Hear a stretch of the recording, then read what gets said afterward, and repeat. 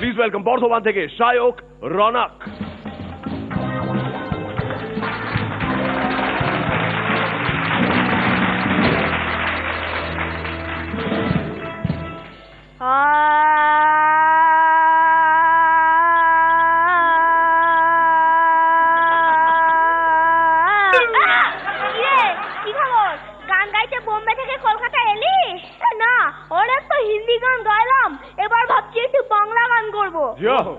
তোর খবর কি? কালকে বোম্বে যাবো ভাবছি।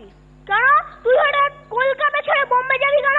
এতদিন তো বাংলা গান গাইলাম, এবার ভাবছি বোম্বেকে একটু হিন্দি গান গাইবো। ও আচ্ছা, এই তুই হঠাৎ বোম্বে ছেড়ে কলকাতা এলি কেন? এখানে সুযোগ করবো বলে।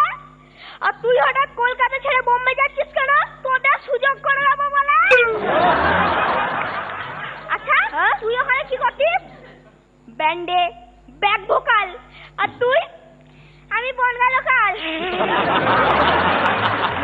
আচ্ছা তুই কিরকম গান পছন্দ করিস? আমি ছোট তো তাই কার্টুন নিয়ে একটা নতুন গান লিখেছি। কার্টুন নিয়ে গান? কি গান শোনা? বন্ধু টিন টিন তোর বাড়িতে গেলাম দেখা পাইলাম না, বন্ধু টিন টিন তোর বাড়িতে গেলাম দেখা পাইলাম না, বন্ধু টিন টিন। আচ্ছা তোর বাংলা গান গাইতে ভালো লাগে না? গাইতে ভালো লাগে কিন্তু ওদের শুনতে ভালো লাগে না। তোমরা কোন সিনেমাতে গান গাওয়ার জন্য ডাকেনি? হ্যাঁ হ্যাঁ ডেকেছে। কই কোন সিনেমাতে তোর গান শুনিনি তো? আরে ডেকেছে বলেছি, একবারও সুযোগ দিয়েছে বলেছি। তুই তো কপি সিঙ্গার, একবার কপি সিঙ্গার। কার গান গা? কিশোর কুমারের। তারপর সবাই বললো বাহ তোর গলা তো মোহাম্মদ রফির মতো। তারপর থেকে রফির গান গাই। আর তুই? আমি রফির স্টাইলে কিশোরের গান গাই, আর কিশোরের স্টাইলে রফির গান গাই। টোটাল বুফে সিস্টেম, যার যেটা পছন্দ হবে তুলে নেবে। তুই হঠাৎ কলকাতা ছেড়ে বোম্বে যাচ্ছিস কেন? তোকে বাড়িতে খেতে না দিলে কি করিস? বাইরে হোটেলে গিয়ে খাই। কই সেম ক্লাস। তোদের ইচ্ছা করে না যে বোম্বের কোনো অভিনেতাদের লিপে গান গাইতে? আরে দূর হতে লাগা, ওই অভিনেতাদেরও তো একটা ইচ্ছে বলে ব্যাপার আছে নাকি? তুই তো বাঙালি, হ্যাঁ, তা বাংলা ইন্ডাস্ট্রির জন্য তোর গান গাইতে ভালো লাগে না? দূর বেটা, বাংলা ইন্ডাস্ট্রি তো তাদের দিয়ে গান করায় যারা বোম্বের লোক হয়েও বোম্বে ইন্ডাস্ট্রির জন্য কিচ্ছু করে না। বুঝে দেখি তুই আমাকে ঠুকে কথা বলছিস। আচ্ছা ঠিক আছে, আমি বোম্বে ফিরে যাচ্ছি আর তোর যাওয়াও ক্যান্সেল। যা করব নিজের জায়গার জন্য করব।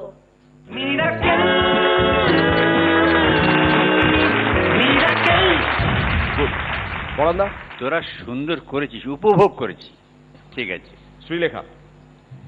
অসুবিধা নেই, যে যেখানে কাজ করতে চায় সে সেখানে কাজ করুক, সেখানে কাজ করে ভালো হলেই ভালো।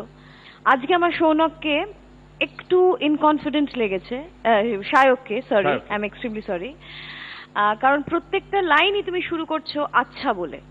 আমার মনে হচ্ছিল যে something needs to be done, মানে স্ক্রিপ্টের কিছু একটা হজবড়লা একটা হয়েছে, মানে অ্যাটলিস্ট আমার কাছে সেটা মনে হয়েছে। All the best. রনিদা?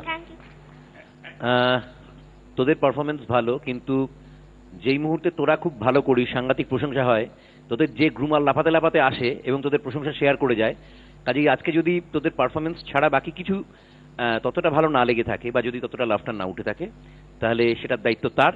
কাজেই এটুকু বকুনি তার জন্য রইল, তোদের জন্য all the best. Thank you. ঋতুদা? হ্যাঁ, আমি বোধহয় কালকে ঠিক উল্টোটাই বলেছিলাম যে ওদের স্ক্রিপ্টটা খুব ভালো ছিল এবং তখন আমরা গ্রুমারকে দেখেছিলাম। হ্যাঁ সৌরভ? আজকে সেই কোলে ঝুলিয়েছে, মানে এত এত খারাপ ভাবে ঝুলিয়েছে। এবং আমি একটা জিনিস বুঝতে পারলাম না, তোরা পজিশন চেঞ্জ করলি কেন? তার মোটিভেশনটা আমি বুঝতে পারলাম না, ওটার কোনো প্রয়োজনটাও বুঝতে পারলাম না। আর রৌনকের শট এখনো গেল না। আসলে এই দোষটা ওদের নয় ঋতুদা, ওদের এক মামা আগে সওয়ালেসে কাজ করতেন, তো মামার দুই খুব প্রিয় ভাগ্নে, এবং ছোটবেলা থেকেই মানে নিজের মা নিজের বাবার কাছে কম থেকেছে, মামার কাছে বেশি থেকেছে, এবং ওদের মামা ওদেরকে ভীষণ ইন্সপায়ার করে। ইনফ্যাক্ট ওদের মামা একটা খুব স্পেশাল জোক বলেছিলেন, আমার এখনো মনে আছে, আমার চোখে জল চলে এসেছিল ওই জোকটা শুনে, মানে জোক কিন্তু চোখে জল চলে এসছে যে না, বিরহ দেখো জোকটার মধ্যে, যে একটা হাতির সঙ্গে আরেকটা হাতি একটা সম্পর্ক আছে আর কি, এবং সেই দুটো হাতির সঙ্গে আরেকটা হাতির একটা সম্পর্ক হয়। একটা হাতি আরেকটা হাতিকে বিয়ে করে ফেলে, আর একটা হাতি একলা থেকে যায়। সেই হাতি পার্কে গিয়ে আরেকটা হাতির সন্ধান পায়। পার্কে একা বসে আছে সেই হাতি, কি করবে, বোর হচ্ছে। তো একটা সিস ছিল, সিসর দুটো দিকে বসে, সওয়ালেসে কাজ করে মামা, সিসর বসে ওই সিসর নিয়ে খেলতে যায়, দিয়ে সিসরটা ভেঙে যায়। ভেঙে যাওয়ায় মামার চোখে জল, মামা গাইছে, অ্যাকচুয়ালি হাতি গাইছে, কিন্তু মামা ডেমনস্ট্রেট করে দেখাচ্ছে কে सीसा हो या दिल हो आखिर टूट जाता है, टूट जाता है, टूट जाता है। सीसा हो या दिल हो आखिर टूट जाता है।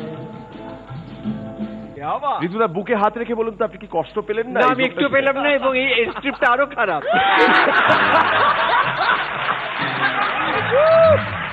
যে শো এর অ্যাঙ্কার এমন জঘন্য, যার স্ক্রিপ্ট এত খারাপ, সেই শো এর কন্টেস্টেন্টরা খারাপ হবে না তো ঠিক অন্য কোথাকার হবে?